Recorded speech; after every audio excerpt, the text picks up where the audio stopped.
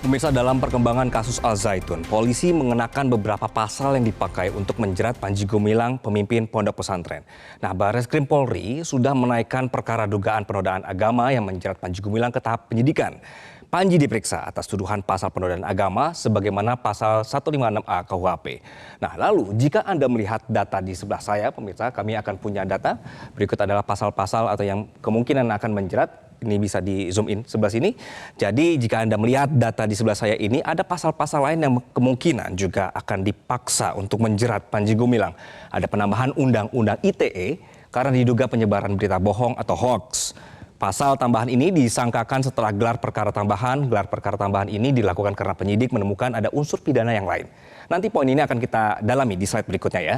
Nah, kemudian juga ada jerat pidana dari ujaran kebencian dan juga pasal pencucian uang. Ini dilakukan sekaligus karena begitu banyaknya sorotan terhadap apa yang dilakukan Panji Gumilang terhadap pesantren Al Zaitun. Begitu. Oke, kita akan bergeser ke informasi berikutnya bahwa pada tanggal 5 Juli 2023 lalu penyidik melakukan gelar perkara tambahan karena menemukan dugaan tindak pidana lain, yakni dengan persangkaan tambahan. Pasalnya adalah 25A ayat 2. Jadi polisi melihat ada indikasi ujaran kebencian juga. Kalau kita breakdown pasal ini, bunyinya seperti ini pemirsa.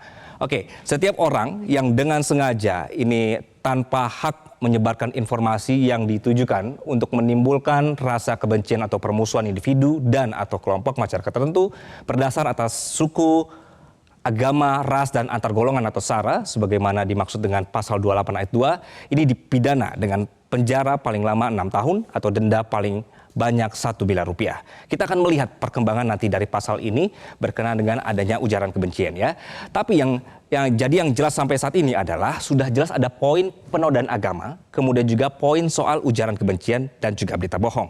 Di sisi lain, aliran dana ke pesantren Al Zaitun juga terus didalami. Kita sebelumnya sudah mendengar laporan dari Menko Polhukam Mahfud MD menyebut adanya temuan ratusan rekening milik Panji Gumilang begitu ya. Dari sini kemudian Pusat Pelaporan dan Analisis Transaksi Keuangan PPATK membekukan ratusan rekening Panji Gumilang. Kita akan bergeser ke informasi berikutnya bahwa ada 256 rekening milik Panji Gumilang pakai 6 nama berbeda. Ada indikasi dalam kurun waktu 5 tahun nilai transaksinya tembus triliunan rupiah. Apakah ini benar atau tidak?